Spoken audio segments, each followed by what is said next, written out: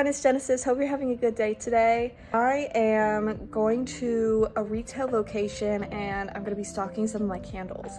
So it's called Rachel's. It's in Converse, Indiana, and it stocks a lot of Indiana grown, which is essentially just like an agricultural thing that the state of Indiana has put on for small businesses that like grow their stuff in Indiana, so like beef and popcorn and that kind of thing.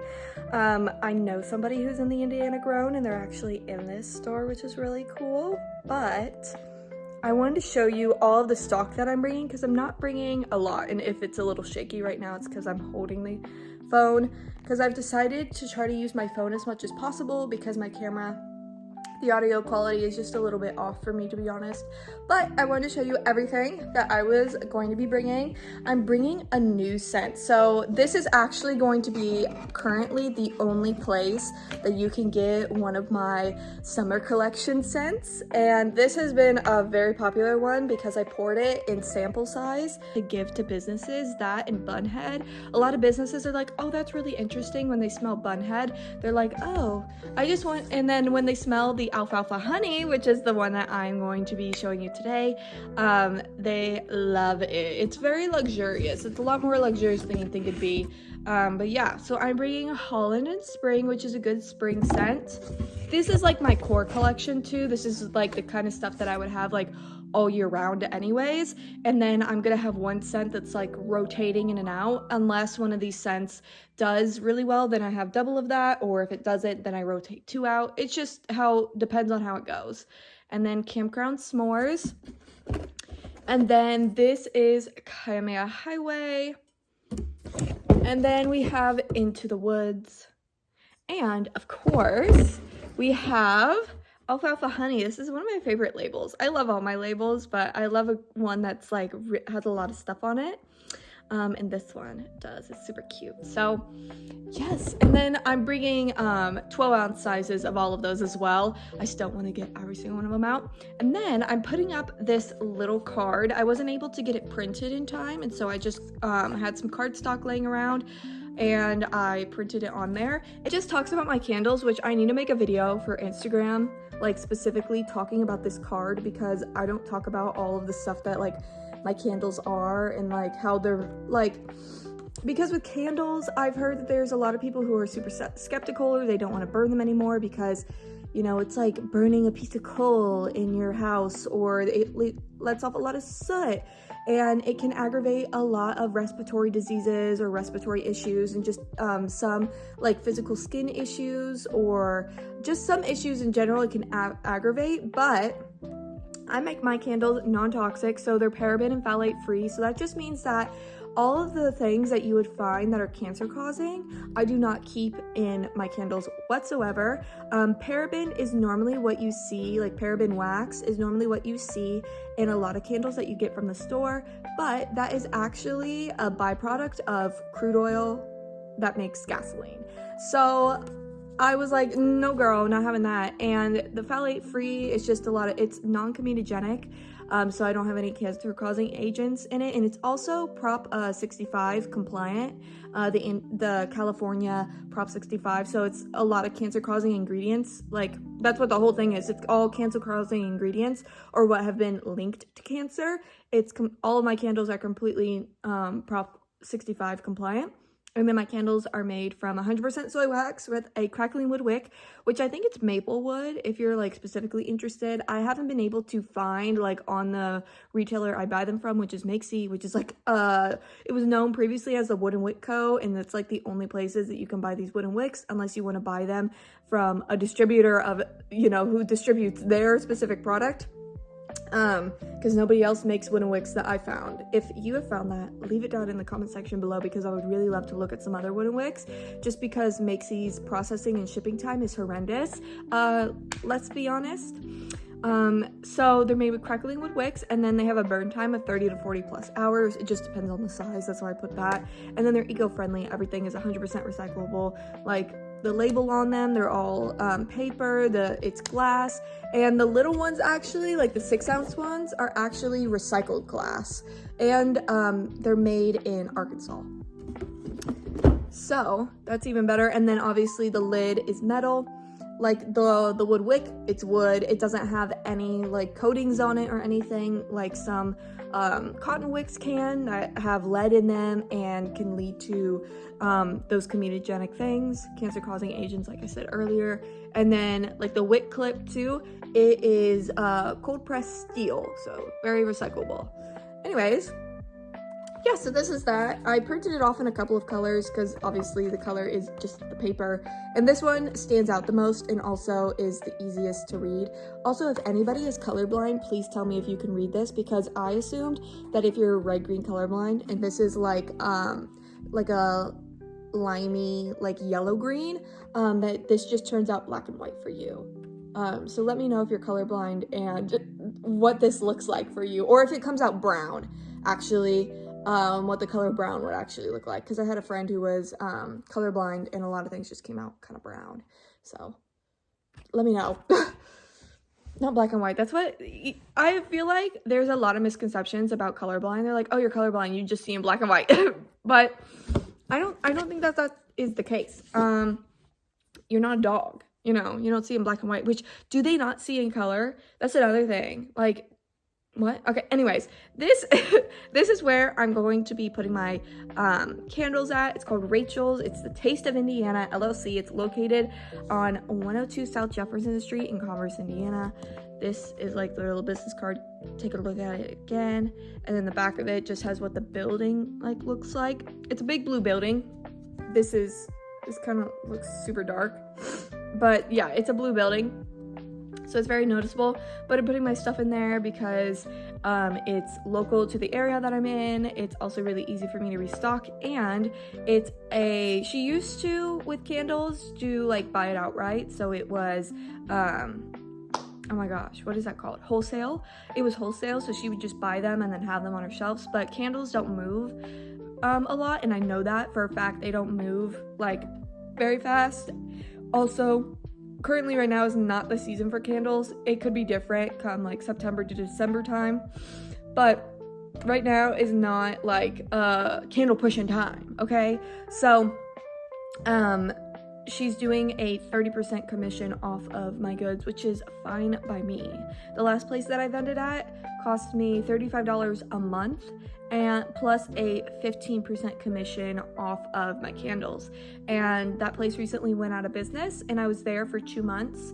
And the first month in January went pretty okay. I made like $48. I think that's what it was. So that was and that was taking out like my rent and the 15% commission. So I was able to make $48. But again, that's giving away so much free product. Well, this is just taking a percentage off my product, but I'm still making profit enough to pay for the candle, make another one, and then pay the business. So I'm totally fine with that. Like when she said that, I was like, oh, there's no like booth fee. Like you're not gonna charge me that. So that's really great. I'm glad it's not a flat fee either, because sometimes you don't sell that much and then you're paying every month for that. But yeah, I'm gonna be vending at Rachel's Taste of Indiana. This is just going to be a compilation of a bunch of different clips from my life for the next couple of weeks, because I am currently preparing to be a vendor at the Noblesville Farmers Market. I am so excited. I'm going to be a full season vendor, and so I will be selling my candles from May 3rd till I think it's October 11th. So it's a long season. It is 24 weeks long, which is one of the longest farmers markets that I've seen. They're normally around 20 to 22 weeks. Some of them are even 18, so they're even a little bit shorter than that, just to give people who have kids or kids themselves who are vending at these events time to prepare and go back to school. But this one, yeah, runs for 24 weeks. I will talk about the Noblesville Farmers Market and setting up for that probably in my very first, like, maybe not like setting up for it, but like how much it cost me, all that kind of stuff in my very first vlog, because I'm going to try to vlog every single event, okay? Because nobody is vlogging these Indiana events, and so I will be the girl. I will be the one that is going to be showing you all of these Indiana events and showing you the real story, because there are a lot of events that go on in Indiana but there are a lot of them in rural towns that are like one-time things, or you're like, oh, I don't know if that's a reputable thing. So I want to be the person that you can look up blah blah blah event in you know, XYZ town in Indiana, and you can find me. Now, past Indianapolis, you will not find, you 99.9% sure you will not find me down there, because that is a very long drive. And there is like a cutoff point too for me, like Fort Wayne area, like a line from Fort Wayne, because that is just a very far drive. I'm not willing to drive like 2 hours unless I know I have a place to stay, like I did in Valparaiso. I had a place to stay for free. It was totally fine. So something like that, but I don't know anybody down south. So anyways, I just want to be the girl that vlogged all the Indiana events, because I'm keeping it real.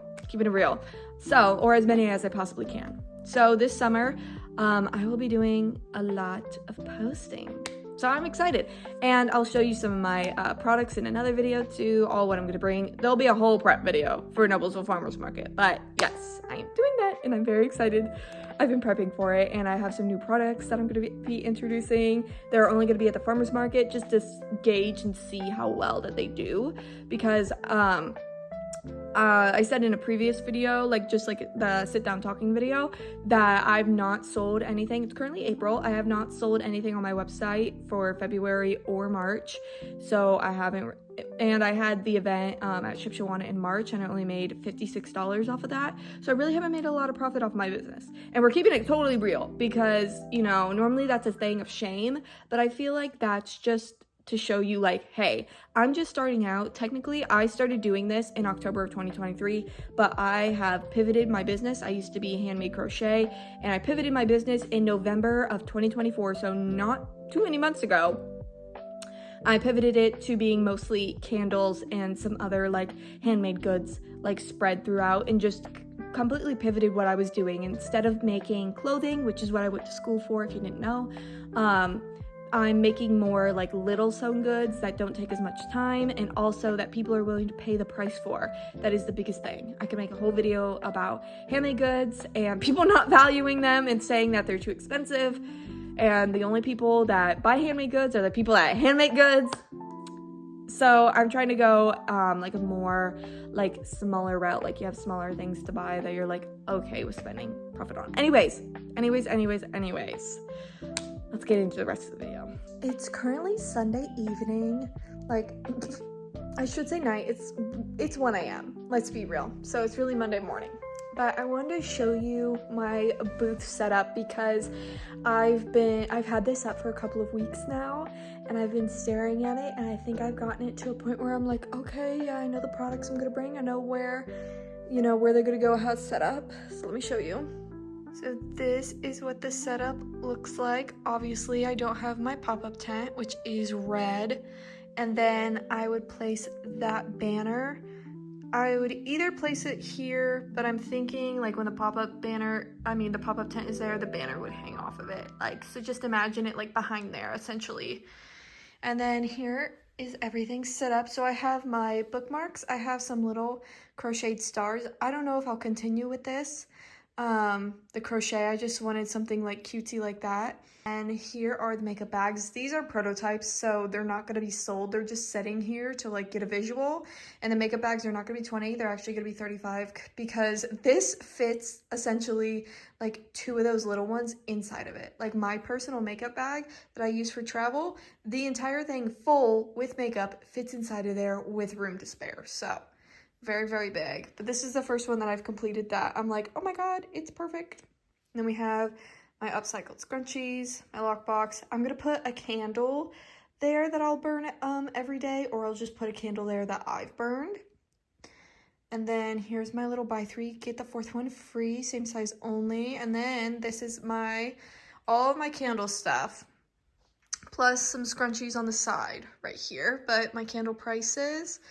And then I have this little information sheet. I should probably make it bigger, but this just is to inform people, like when I can't talk to them personally or talk to them about my products, and it doesn't say like, you know, specifically all of the stuff on there, they can look at this sheet. And then obviously this is where I would sit, is right here. So this is a different setup and layout than what I've had before. But I would be right here so that I could see like a bird's eye view of my booth. Here is my entire apartment. Very, very messy right now because I've been sewing. But yeah, and then I have a box just for like a bunch of business cards because I love to hand business cards out to people like they're candy. And for my makeup bags, like that big pile that you saw on the ground, that is actually bedding. So it's bedding from when I was a kid. Obviously it's been washed, but it's bedding from when I was a kid, and we would put them on our beds to make them warmer during the winter. So it's a batting, and I've cut out like all of the bad stuff, cut out all of the bad elastic in it too, and I'm upcycling it and making it the batting inside of all of my pouches. And all the fabric from my pouches have come from a local quilt shop, like local to the area in Noblesville. Literally the only one. It's called Always in Stitches. And I have a quilt shop here in Wabash that I have yet to go to. I've been to Always in Stitches a lot. Really love it, and I love their fabric selection. So, yeah, so it's all from quilt shops. I would love to get it all upcycled and all like sustainably sourced, but as of right now, that's just not in my budget. So supporting local, you know, so that's what I'm doing, because otherwise I'd get it from a place like Spoonflower, but for just like a basic cotton, it's $20 a yard. While, you know, some of this is like $14 to $15 a yard, it's still just a little bit cheaper, so I can get a little bit more variety and more of certain fabrics when I want them. So you know what I mean? And then I don't have to pay for shipping either. I just drive over there. It's really convenient. Anyways, I love the store as well.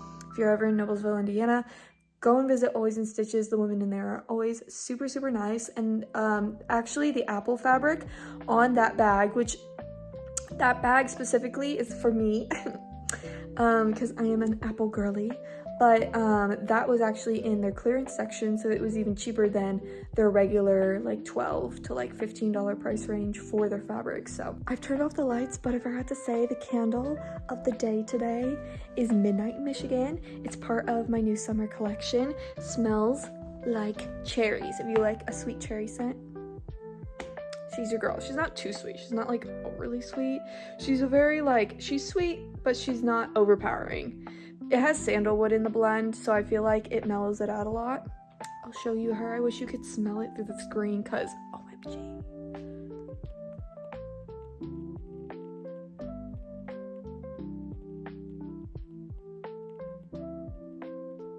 I had to give a moment of silence for the crackle. Look at her. I always burn candles to the edge because that is what is best, especially for soy wax, because soy wax has a memory, and wherever the soy stops, like the soy wax stops when you burn it, it will only burn till that point unless you get it really hot and you have to maneuver the wax yourself and push it down, which can be a lot of work.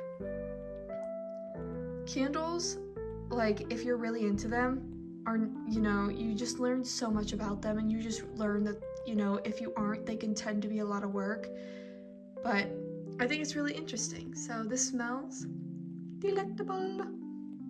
Hello, it is Tuesday today, and I am going to be quilting and just sewing some stuff.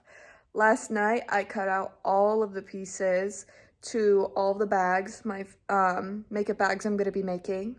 Here's one almost quilted. I ran out of thread. I literally just ordered some more Gutermann thread from Wawak because the place that I used to get Gutermann thread was Joann's, and obviously she's not in business anymore. So there's one all quilted. This one I have to go back and seam rip a portion. So I normally set these aside because like this was really, really off right here. So I have to go and seam rip the one that was really off. I try to make them as straight as possible. But yeah, so this is what they look like. And then here's my whole stack. This fabric too, I thought that I got it from the quilt shop, but actually I got it from Joann's. So that's unfortunate. When I run out of this, I'll run out of it for good. And then this one I got from a quilt shop. It's super cute. It has poppies on it, and I've been really loving poppies lately. It also has some cute little bugs on it. And then I have the gingham, which is super cute. It's super, super cute. I want to do some more gingham, but I didn't want to go overboard with buying a bunch of fabric this time. So the blue gingham, which if you look at my Instagram profile photo, blue gingham is like behind the little apple that I drew. So I wanted to, you know, have a blue gingham at least. And then this is a super cute one as well. It's just 4-leaf clovers. They kind of look like little little flowers, but we have some pink in there too. I thought this was really cute and dainty. I'm gonna be quilting all of that today. Let's see how much I get done. I have another spoolie, but it's about like a fourth or maybe half of the size of the spoolie that I just got done with.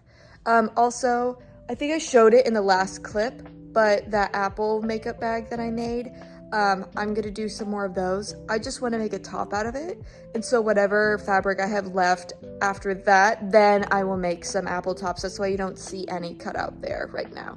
So let's get sewing.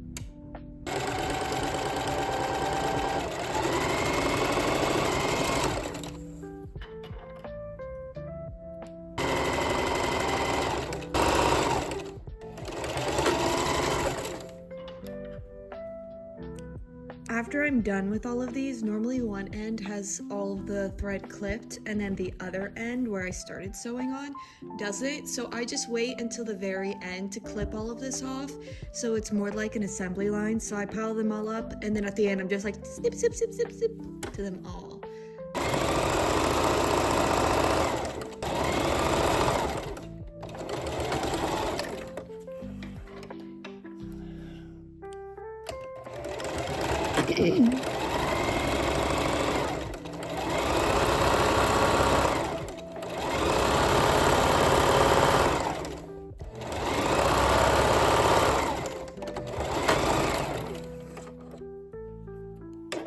I'm currently running out of thread. I just filled up the bobbin and didn't like look at the thread spoolie. I'll show it to you here in a minute because after this next like stitch line, it'll be done. But I filled up my bobbin, as you can see there. Oh my gosh. I've scooted my machine so far away.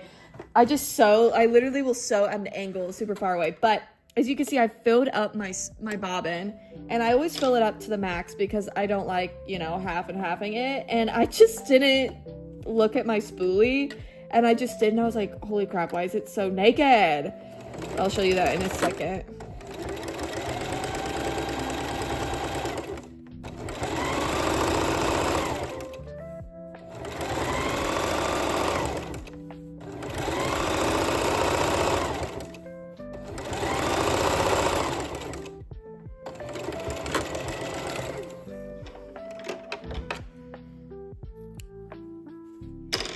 Okay, so I was only able to get through with this small of a spoolie. It's currently done now.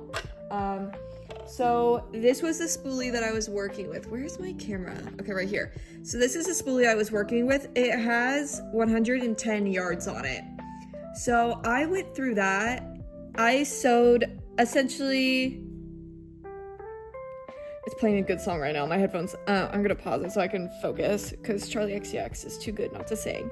So I sewed, there's 3 there that I sewed. I sewed these, I know I sewed this one. So 3, 4, then 5. So I sewed 5 whole ones of these, and then I got to do essentially 1, 2, 3, 4 lines on the next one, and that was with 110 yards. I'm just completely done, and that's especially because I filled up my spoolie.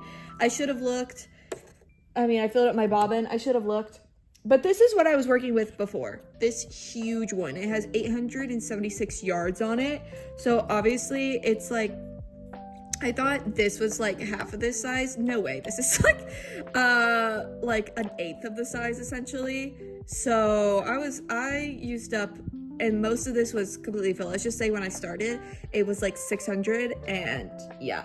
I ordered thread today along with some zippers from Wallwack. I ordered Gudeman thread. The reason why I'm conflicted is because I wanted to get all of this quilting done today and then essentially tomorrow start on, well actually the next step would be zippers, so I have to wait anyways until I get the zippers in. So maybe I should just wait. I'll have to think about it more. But as of right now, it is currently 12:35, and I think I started this at 11:30, so it's been about an hour of sewing, and I'm done for the day now because I have no more thread. I might check my like my storage stuff, like where all of my fabric storage stuff is, just to see if I have any more, but I really don't think I do. Even if it is Coats and Clarks, I just need white. But I'm like, do I compromise like the thread that I use? I'm really particular about thread. You know, there's some things in life where I'm like, it has to be the best of the best, like olive oil and sewing thread. It has to be the best of the best. Like, I'm not taking anything less than that. Like, especially with sewing, like, I've just learned that if you don't have good thread, like, your garment might not end up, and when I say garment, I mean piece of clothing, because I went to school for fashion. I say that all the time, but I went to school for fashion, and if your thread isn't good, there's sometimes that the reason why it fell apart is because your thread was bad. And I've had stuff, you know, snap or break or something, and it's because I sewed it with Coats and Clarks thread. So I think I am gonna wait. There are some candles that I want to pour because I do want to replace the Kamehameha Highway scent. I've just gotten a lot of feedback that people just don't like the scent. They either find it like, oh, what is the word? Like too, not like clinical, but they find it too much like cleaning supplies, or they just don't like the fragrance for some reason. But I have had the comment that it does smell like cleaning supplies, and I've just had a lot of people just not say anything but smell it and put it down with like a look on their face. Like, you know the kind of look I'm talking about, like the kind of thing. So I really do want to change up the formula. I personally like it. I like it when I burn it. It just like, it makes me feel like I've just cleaned. It's one of those scents that, like I said, it does kind of smell like cleaning supplies, but not in like a really bad way, in my personal opinion. But everybody's nose is different. I think it smells like fresh. It's something that after I clean, or I want something like just like mellow and relaxing that smells a little citrusy, that is definitely what I would gravitate towards. But I want to change up the scent just because of the feedback that I'm getting. So I need to do some testing of some scents from Candle Science that I've gotten, because how they smell in bottle is completely different than how they smell in wax. So I ordered zippers and I ordered a bunch of thread. Dang. I didn't think it would run out that fast. I thought that I would be able to get through that entire stack, but I think I just underestimated how much thread this is and how much thread it actually takes to sew one of these. It's kind of crazy. That is kind of crazy. This is 800 and that was like 100.